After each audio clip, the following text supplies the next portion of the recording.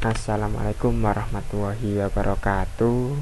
Selamat berbahagia untuk kalian semua karena masih diberikan kesehatan oleh Allah Subhanahu wa taala, Tuhan kita semua. Karena dengan rahmatnya pada hari ini kita bisa mempelajari secuil dari ilmu Tuhan yang diberikan kepada manusia. Untuk sebelum kita mulai ya, kita kirimkan dulu doa kepada para pahlawan dan kedua orang tua kita yang berjasa pada kehidupan negara dan dalam kehidupan kita pribadi. Semoga apa yang diberikan dan diperjuangkan olehnya mendapatkan ridho dari Allah Subhanahu wa taala untuknya. Al-Fatihah.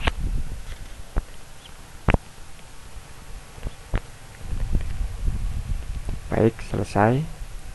Kita mulai pelajaran pada hari ini. Tentunya sampean semuanya sudah membaca beberapa materi yang berada di LKS, tepatnya di halaman 6 sampai halaman 7 yang akan sedikit saya ulas kembali pada kesempatan kali ini.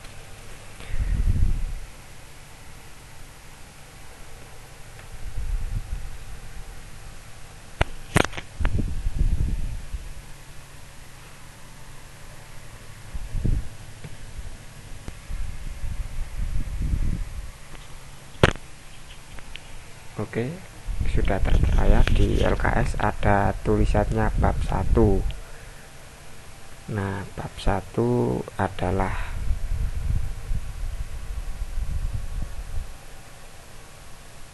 masuknya agama dan kebudayaan Hindu-Buddha di Nusantara. Di poin A sudah terdapat pengaruh Hindu-Buddha yang berada di Indonesia.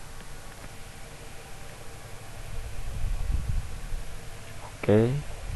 Nah, ini yang pertama adalah hipotesis Waisa.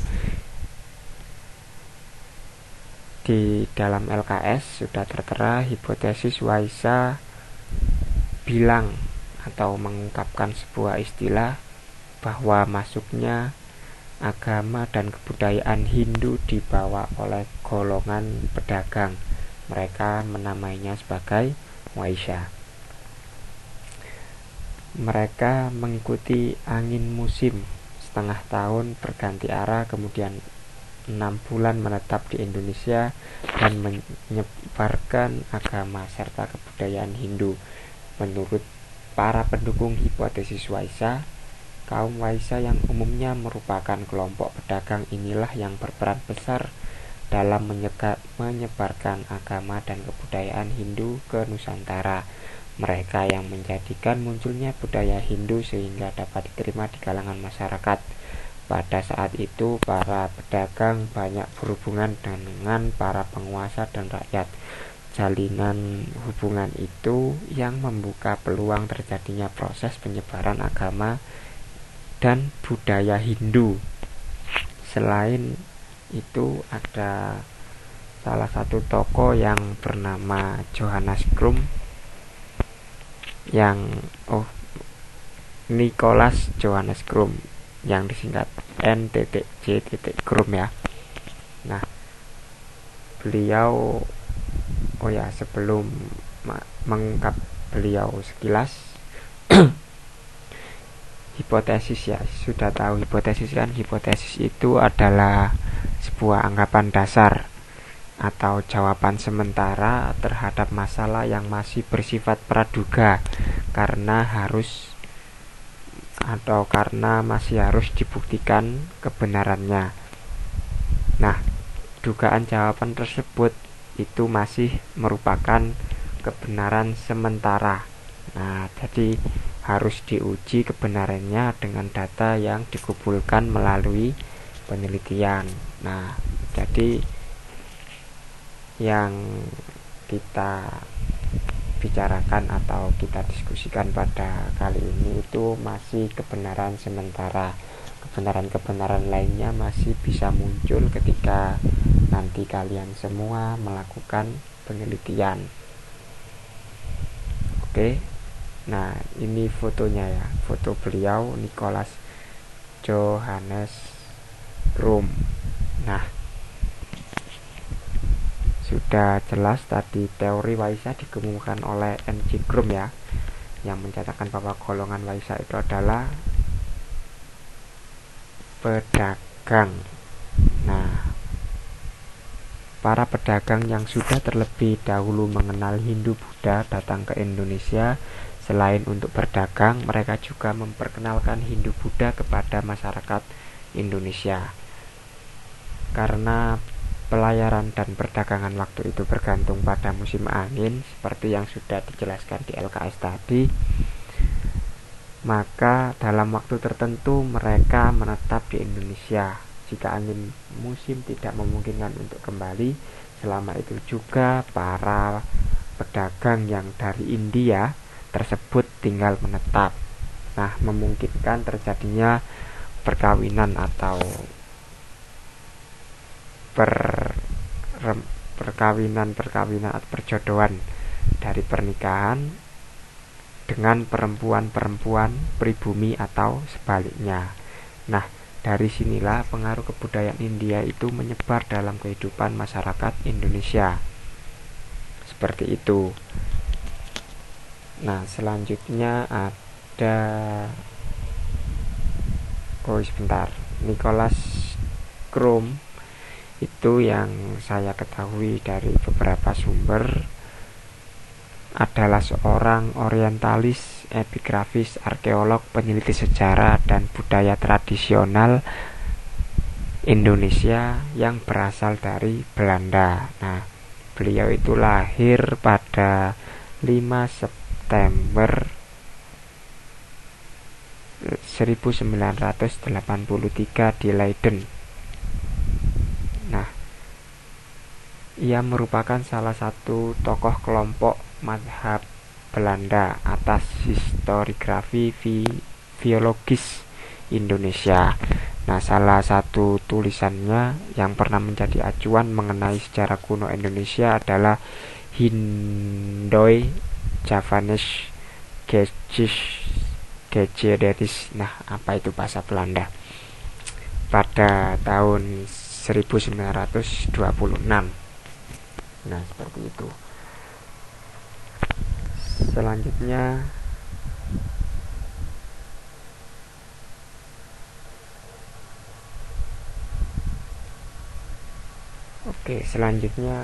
di poin B ada yang namanya hipotesis kesatria ya. Hipotesis kesatria ini mengungkapkan bahwa pembawa agama dan kebudayaan Hindu masuk ke Nusantara itu adalah kaum ksatria. Menurut hipotesis ini, pada masa lampau di India terjadi peperangan antar kerajaan.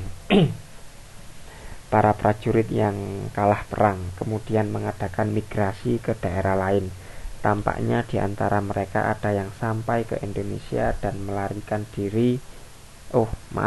mendirikan koloni-koloni,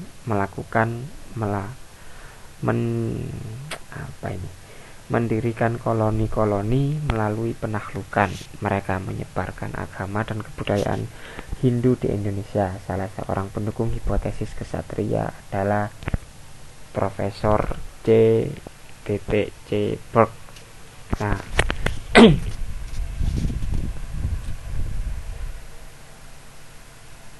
dalam hipotesis kesatria ini beliau seorang Profesor C.C. Berg menjelaskan bahwa golongan kesatria yang turut menyebarkan kebudayaan Hindu Buddha di Indonesia. Para kesatria India ini ada yang terlibat konflik dalam perebutan kekuasaan di Indonesia. bantuan yang diberikan oleh para kesatria ini sedikit banyak membantu kemenangan bagi salah satu kelompok atau suku Indonesia yang bertikai. Nah, sebagai hadiah atas kemenangan itu, ada salah satu di antara mereka yang kemudian dinikahkan dengan salah satu putri dari kepala suku atau kelompok yang dibantunya. Hari perkawinan itu, dari perkawinan itu para kesatria dengan mudah menyebarkan Hindu, maksudnya menyebarkan tradisi Hindu Buddha keluarga yang dinikahinya. Nah, ini masih hipotesis ya, bisa kemungkinan salah dan kemungkinan juga benar. Namun kita selayaknya sebagai seorang manusia yang berpikir tentunya mau untuk mendiskusikan atau mencari tahu kebenarannya yang sesungguhnya. Nah, dari Profesor C.C. Berg,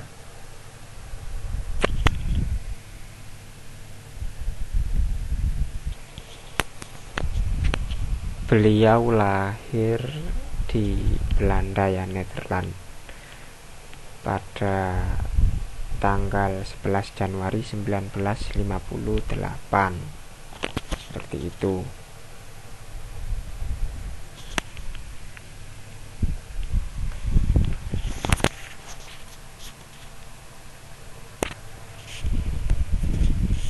Baik, di poin selanjutnya adalah poin C. Oh ya, hipotesis Brahmana. Nah, hipotesis Brahmana mengungkapkan bahwa pembawa agama dan kebudayaan Hindu ke Indonesia ialah kaum Brahmana. Para Brahmana datang ke Nusantara diundang oleh penguasa Nusantara untuk menobatkan menjadi raja dengan upacara Hindu atau upacara penobatan Abhiseka. Nah, selain itu, Brahmana juga memimpin upacara-upacara keagamaan dan mengajarkan ilmu pengetahuan menurut beberapa sumber yang telah saya telusuri. Seorang J.C. Van Lier itu merupakan pendukung dari hipotesis Brahmana ini. Dia seorang penulis dari Eropa pada masa kolonial yang tinggal di Indonesia dan menulis sejarah Indonesia. Semuanya yang di LKS ini rata-rata, enggak sih, maksudnya enggak di semua, di poin-poin kita ulas, yang kita ulas ini rata-rata dari luar Indonesia semuanya orangnya. Tapi enggak apa-apa, kita harus belajar dari mereka, tapi tidak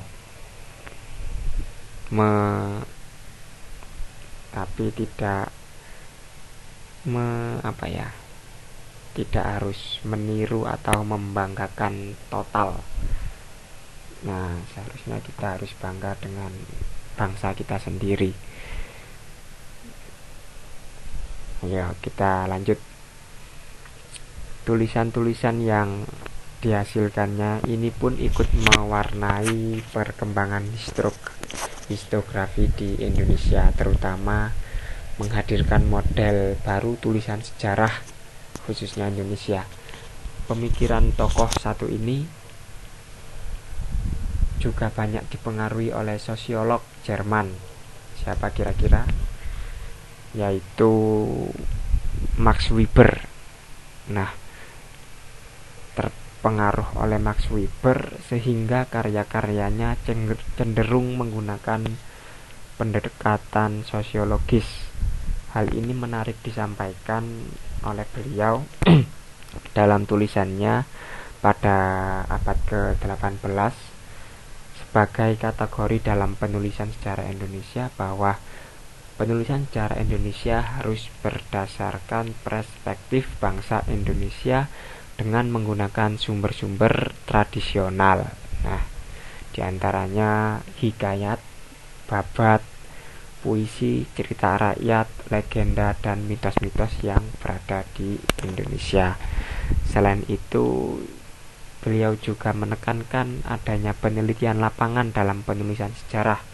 Keberadaan ataupun peranan penduduk pribumi juga harus dihadirkan. Nah, pribumi atau penduduk pribumi atau seperti kita ini harus dihadirkan dalam penulisan sejarah Indonesia,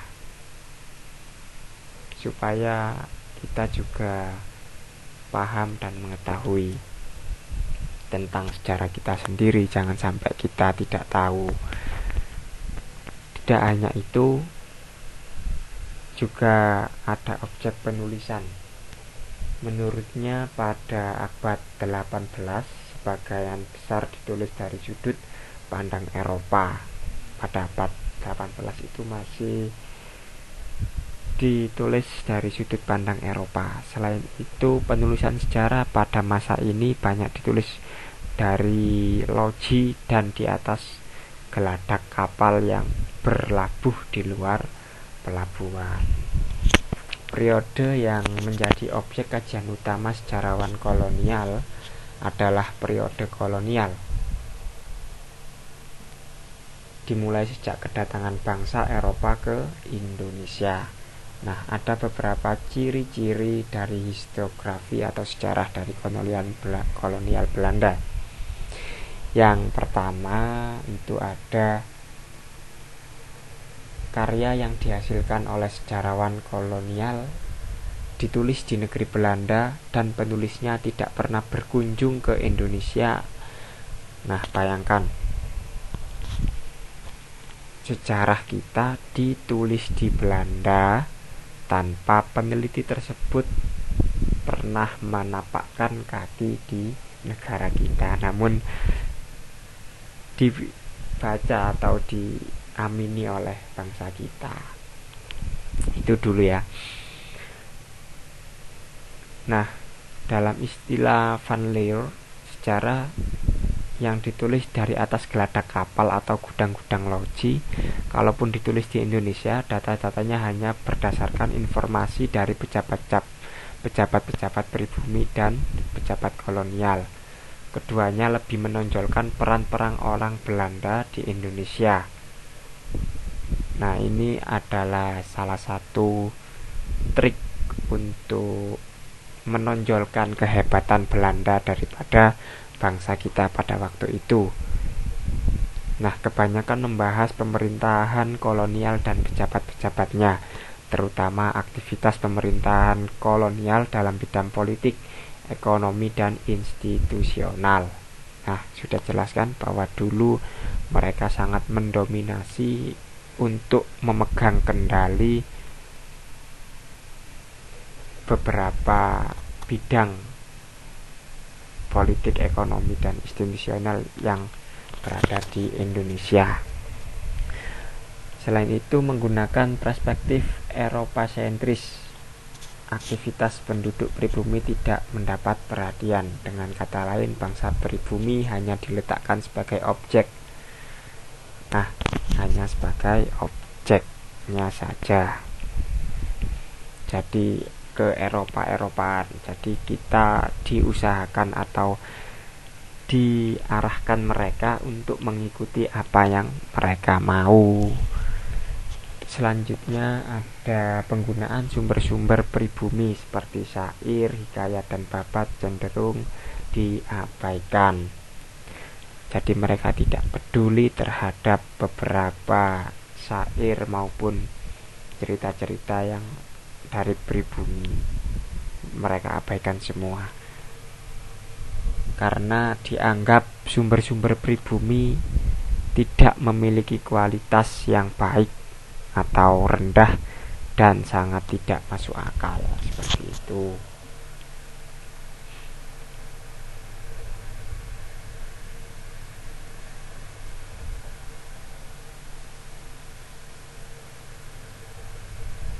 Nah, dalam salah satu tulisannya, Van Leer ini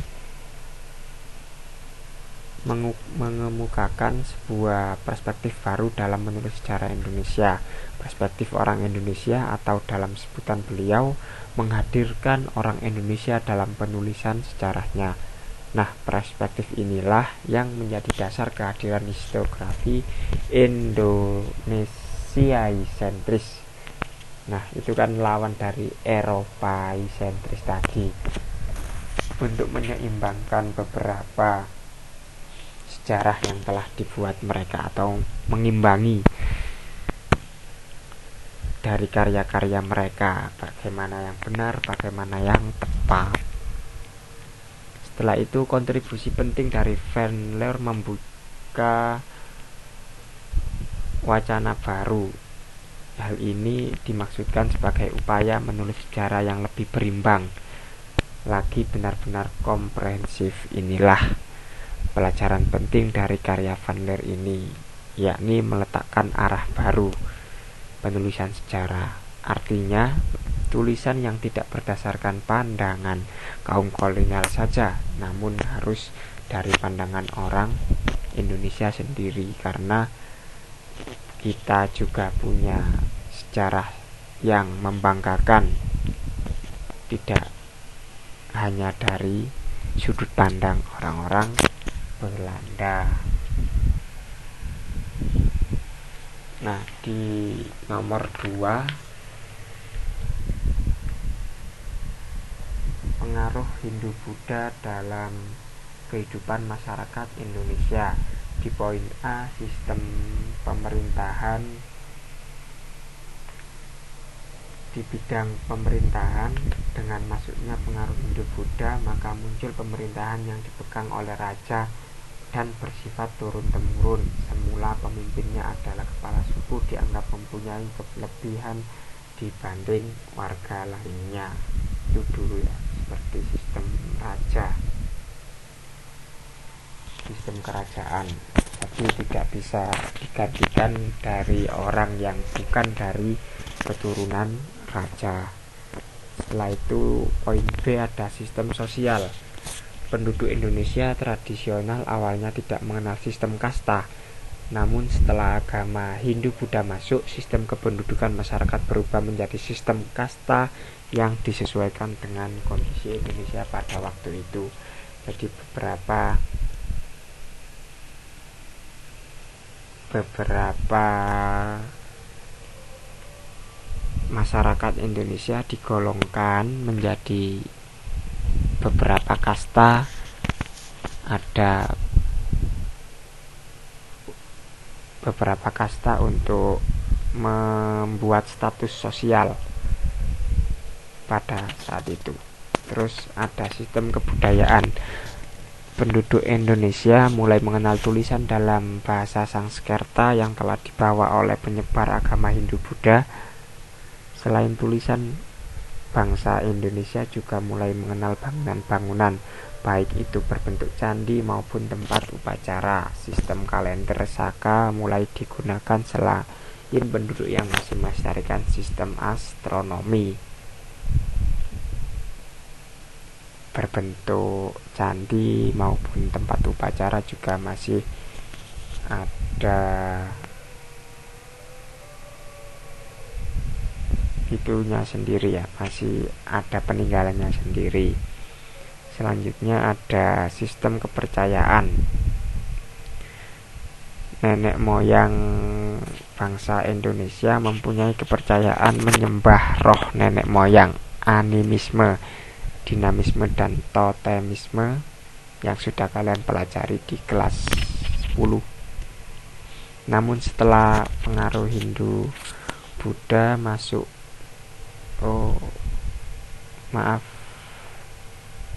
setelah mempengaruhi Hindu Buddha masuk, terjadilah akulturasi sistem kepercayaan sehingga muncul agama Hindu dan Buddha. Oh ya, ketinggalannya hipotesis nasional.